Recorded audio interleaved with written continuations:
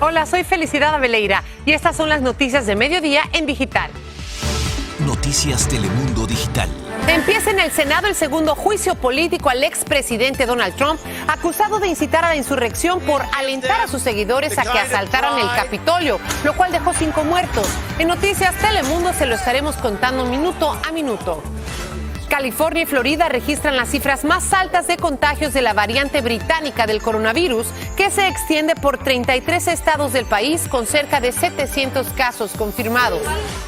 Tener niños pequeños haría más fácil y más rápida la puesta en libertad de grupos de inmigrantes en la frontera sur del país. Lo aseguran madres migrantes, mientras la patrulla fronteriza aún no dice qué criterios apliquen estas liberaciones. Se desorientó en medio de las nubes. El piloto del helicóptero en el que murió Kobe Bryant voló en una aparente violación de los estándares federales y probablemente perdió la orientación justo antes de que la aeronave se estrellara. ¿Qué tal? ¿Cómo están? Muy buenas tardes. Yo soy Felicidad Abeleira. Gracias por informarse con nosotros.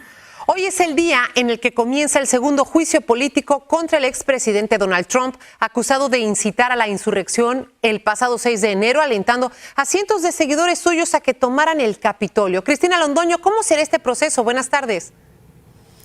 Así es, Feli, muy buenas tardes. Este es otro día histórico aquí en Washington. El expresidente Donald Trump, convertido en el primer mandatario de la historia en ser sometido a 2 juicios políticos. Esta vez, el expresidente enfrenta cargos de haber incitado a la insurrección del 6 de enero. We fight like hell, and if you don't fight like hell, you're not going to have a country anymore. Los demócratas se van a aferrar a declaraciones de Trump un rato antes de la insurrección, pidiéndole a sus partidarios que pelearan hasta las últimas o no tendrían país. Los republicanos, por su parte, se van a aferrar a estas otras palabras del mismo discurso. To peacefully and patriotically make your voices heard. Ahí tienen a Trump diciéndole a sus seguidores que pacífica y patrióticamente se hicieran escuchar. Defensores de Trump aseguran que el juicio es un teatro político que le hace daño al país. Nuestro trabajo aquí debe ser 100% concentrado en las cosas que afectan la vida diaria de las personas de este país. No un juicio de razones políticas ridículas que simplemente sirve para llevar a cabo la agenda política de los demócratas. Sin embargo, esta mañana el líder de la mayoría demócrata del Senado, Chuck Schumer, dijo que lo que hizo Donald Trump el 6 de enero tiene que tener castigo, que no se puede dejar pasar. Because it's very, very serious. Every senator, Democrat and Republican, has to approach this trial with the gravity it deserves. And that is really important for the future of this country. Pero el debate es ante todo simbólico porque los demócratas, como bien sabemos, tienen mayoría, lo que quiere decir que el juicio ya empieza en forma mañana. Nosotros vamos a estar pendientes minuto a minuto. Ahora regreso contigo, Feli. Cristina, muchas gracias. El proceso de impeachment ya está en marcha en el Senado, pero hay muchas preguntas por contestar, así que saludo al abogado Joseph Maloof para que nos ayude a entender este procedimiento. Buenas tardes, abogado, siempre es un gusto que esté aquí. Gracias por tenerme, un placer. La primera pregunta se le está haciendo mucha gente. Dicen, si Donald Trump ya no es presidente, ¿para qué vale este juicio político contra él? Bueno, número uno, tenemos que crear un precedente de que el tipo de comportamiento de insurrección por cualquier presidente de los Estados Unidos, ya sea 30 días antes de que termine o 60 días antes que termine su periodo, es algo que aquí se va a enforzar. Así que para mantener la integridad de la democracia, eso es una buena razón por la cual hacerlo.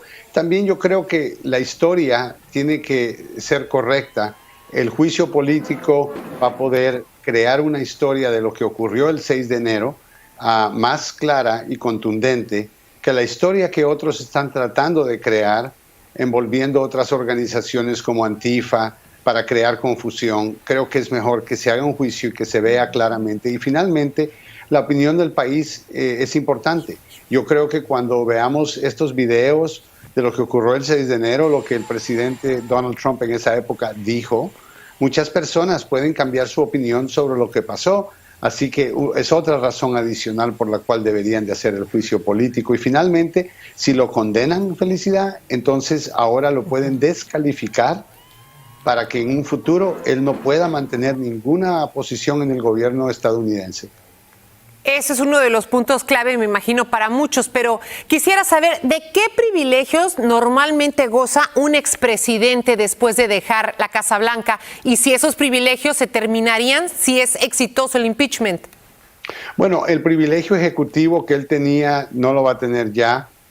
Obviamente información que él quiera ocultar como lo hizo previamente porque era presidente y tenía inmunidad, nada de eso va a funcionar. Las supinas tienen que responderse. El punto es que en este caso no hay mucho más de lo que ya hemos visto en el video que pasó. Muy diferente del juicio político previamente, donde estábamos hablando de un país extranjero y otras cosas, pero acá esto ocurrió aquí mismo en la capital y lo hemos visto en video, así que yo creo que aunque el presidente trate de usar un privilegio, al final del día lo único que le queda es incriminarse a sí mismo, que es la quinta enmienda, que él no creo que lo quisiera utilizar. Y más allá de eso, lo vemos en el video, así que no creo que es necesario que él testifique. Así que, por ejemplo, si los demócratas consiguen los votos que necesitan de su contraparte republicana y este juicio político prospera, ¿qué va a enfrentar Donald Trump? ¿Y va a tener en algún momento que estar con ellos ahí en el Congreso? No tiene que estar presente, pero claramente eso debilita sus argumentos de que no le dieron una oportunidad de tener un juicio justo. Le están diciendo, si usted quiere testificar, aclarar algo, venga y presente su testimonio. Así que eso le va a perjudicar a la larga. Abogado, ¿y en su visión este impeachment que se le hace a Trump va a favorecer o va a perjudicar políticamente al presidente Biden? Yo creo que el presidente Biden ha sido muy cuidadoso en alejarse del juicio político. Le podría perjudicar. Claramente no da una buena imagen que un presidente de los Estados Unidos, expresidente ahora, está siendo encausado. Pero yo creo que eso es lo que él va a tener que hacer, ¿no? Permitir que el proceso se lleve a cabo, alejarse lo más posible para no ser acusado de que él está creando este tipo de ambiente hostil. Así que no creo que le va a afectar. Gracias por sus respuestas, abogado Joseph Maloof. Gracias por tenerme.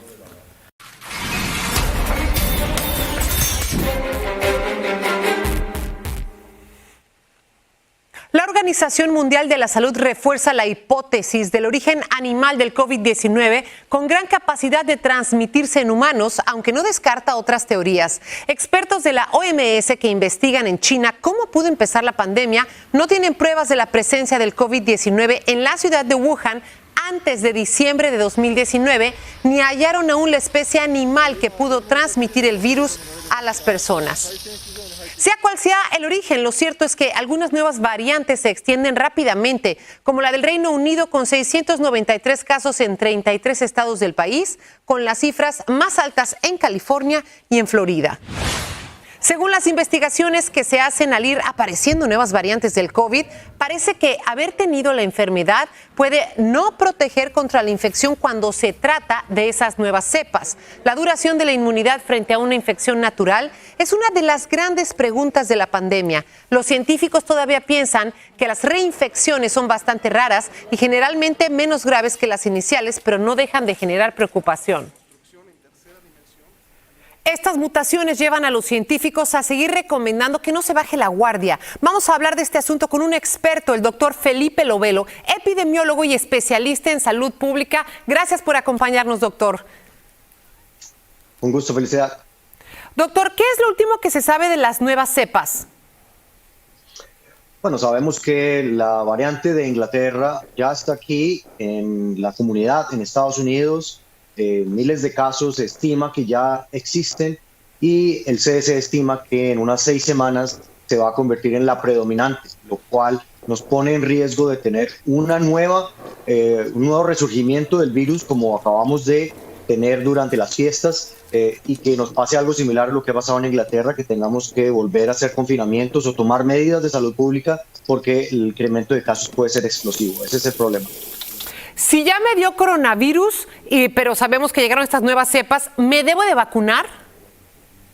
Sí, la vacunación te produce una mejor protección, una protección más fuerte, una protección más duradera y además nos puede proteger contra posibles variantes del virus que pueden reinfectarnos. Por ejemplo, la de Brasil, la de Sudáfrica ha mostrado potencial riesgo de reinfección. Así que es muy importante que todos nos vacunemos independientemente si ya nos dio el virus o no. La mayoría de las vacunas que se están distribuyendo constan de 2 dosis, doctor, como usted bien sabe. Si ya me pusieron la primera, ¿qué cuidados debo de tener hasta que me pongan la segunda? Y otra pregunta que le tengo, en algunos otros países, como por ejemplo en México, la gente está dudando si debido a la mala distribución se van a tardar en ponerles la segunda dosis y por eso les da miedo. ¿Qué riesgos corren?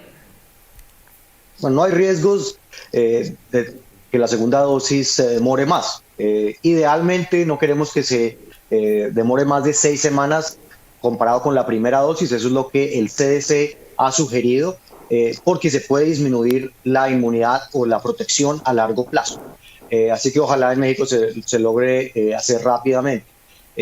Hay que tener cuidado después de la primera dosis porque no tienes una protección completa, te puedes infectar con el virus. Ya ha habido muchos casos de personas que 5 días después de recibir la vacuna, por ejemplo, la primera dosis, se infectan. Así que no se puede dejar de utilizar el tapabocas, de evitar sitios cerrados, de evitar ir a conglomeraciones de gente, hasta que 2 semanas después de la segunda dosis ya tengamos una mejor protección. E igual se recomienda el tapabocas porque podemos ser portadores del virus. Claro. ¿Qué se sabe de cómo afectan las nuevas cepas a los más chiquitos, a los niños, ahora que el gobierno dice que pueden volver a las escuelas, doctor? Sabemos que esta nueva cepa de Inglaterra afecta y tiene mayor transmisibilidad en todos los grupos de edad. No tiene una mayor predilección por un grupo de edad, no tiene una mayor mortalidad, pero al ser más transmisible puede hacer que tengamos más casos y volvamos a una situación similar a la que estuvimos a finales de año o incluso peor. Y por eso hay que utilizar las mismas medidas que hemos utilizado y aumentar el gobierno la capacidad de vacunar rápidamente para evitar que nos toque hacer como en Inglaterra, en donde tuvieron que cerrar las escuelas, donde tuvieron que cerrar todos los comercios y el país, porque la explosión del virus era muy grande. Así que todos a seguirnos cuidando con las reglas que ya conocemos. Gracias, doctor Felipe Lovelo. Un gusto, buen día. Hoy empieza a funcionar en Los Ángeles el centro más grande de vacunación contra el COVID en California. Se trata del Levi's Stadium de Santa Clara, en el área de la Bahía de San Francisco, que atenderá a residentes y trabajadores del condado. Allí pueden vacunarse solicitando una cita previa. La previsión inicial es de unas 5,000 vacunas diarias, que irán aumentando a medida que vayan llegando nuevas dosis, hasta alcanzar la media de 15,000 cada día. A punto estuvo de producirse el envenenamiento de agua potable que se suministra en el condado de Pinellas, en Florida. El FBI, el Servicio Secreto y la policía local investigan cómo un hacker pudo meterse en el sistema que controla ese suministro, aumentando en 100 veces la cantidad de 2 componentes químicos que se usan en el tratamiento del agua. Los investigadores manejan la posibilidad de que el ataque informático se produjera desde fuera de los Estados Unidos. La nieve y el hielo pudieron ser la causa del accidente de tráfico que casi le cuesta la vida al conductor de un vehículo que circulaba por la autopista I-94 en Milwaukee, Wisconsin. Perdió el control y terminó saltando la valla de seguridad para caer al vacío desde una altura de 70 pies. Al llegar, un equipo de auxilio lo encontró consciente y respirando y lo llevaron al hospital, donde se recupera. Un auténtico milagro. Las temperaturas bajo cero mantienen en alerta a una decena de estados debido a un frente ártico que se ha ido extendiendo desde el centro norte del país y que hoy va a seguir trayendo agua, nieve y más frío en el noreste, sobre todo a la zona triestatal de Nueva York, Nueva Jersey y Connecticut. Lo mejor es abrigarse bien y salir a la calle solo a lo imprescindible, porque las temperaturas son heladoras. El piloto del helicóptero en el que perdieron la vida Kobe Bryant y otras 8 personas voló a través de las nubes en una aparente violación de los estándares federales y probablemente se desorientó. Lo dicen los investigadores del accidente, que aseguran que el piloto volaba bajo las reglas de vuelo visual, lo que significa que necesitaba poder ver a dónde se dirigía. En un momento dado subió bruscamente y casi había atravesado las nubes cuando se ladeó y chocó contra una colina. Protestas, heridos y mucha indignación está provocando en Honduras la muerte de una joven dentro de una comisaría de policía en la ciudad de La Esperanza.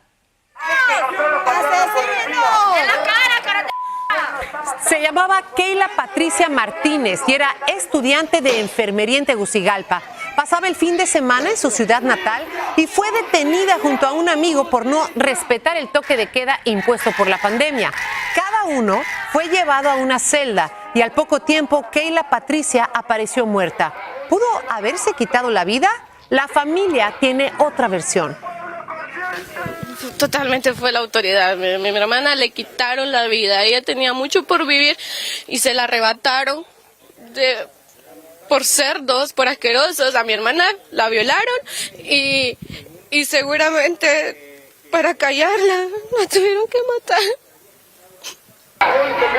Las autoridades hondureñas no han confirmado que la joven fuera violada y asesinada en su celda, pero no sería la primera muerte en extrañas circunstancias en comisarías bajo custodia de la policía allá en Honduras. ¿Qué criterios está aplicando el gobierno para liberar inmigrantes en la frontera sur del país? Hemos hablado con algunas madres inmigrantes y creen que tener niños pequeños hace más fácil y más rápida la puesta en libertad. Edgar Muñoz, buenas tardes, cuéntanos. Así es, felicidad de encuentro en Caridades Católicas aquí de McAllen. Junto a mí, una mamá con sus dos hijos pequeños. ¿Cómo se llama usted? Eni Mejía. Eni Mejía. ¿Y sus babies? ¿Cómo te llamas tú? Sofía Nayeli. Sofía, qué bonita. Sofía, ¿tú? Ruth Jacqueline Rodríguez Calderón. Platíqueme un poquito. ¿Cuándo cruzaron? Ayer por la noche. Ayer por la noche y ya los liberaron. ¿Qué opina de eso? ¿Contenta? Gracias a Dios, sí, contenta y feliz, porque uno busca un mejor futuro para nosotros y para los niños. ¿Qué tan difícil es traer a estos pequeñitos a Estados Unidos? Es muy difícil. ¿Por qué? Por la cruzada del río. Claro, el cruzada del río, ¿porque pasó nadando? No, los pasaron en balsa, pero el problema es que no nos pasan, como digamos, yo vengo con ellas, no nos pasan a nosotras tres nada más, no. Nos pasan a más gente. Pasan y a más. teme que se voltee un poco la que se voltee la lancha y que más de alguno pueda caer al agua. Baby, ¿cómo te llamas tú? Ruth Jacqueline Rodríguez Calderón. Jacqueline, ¿te dio miedo ir en la balsa en el río? ¿Por qué? ¿Qué sentías?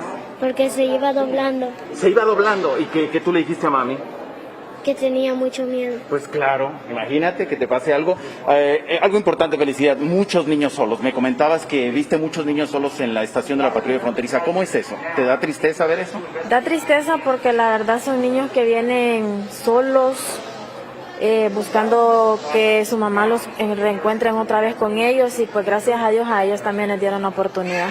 Bueno, una de las cosas, y por último te mencionaría, hemos visto, y como podrán ver aquí con los niños y con los nenes, es que muchas de las personas liberadas aquí en Estados Unidos son padres, madres con niños solos. Sin embargo, sí hay, pero muy escasos casos de que son padres con adolescentes. Nos ha dicho la patrulla fronteriza esta mañana que no hay un criterio, simplemente analizan caso por caso. Yo regreso contigo. Síganos en nuestras redes sociales para más noticias y visite noticiastelemundo.com.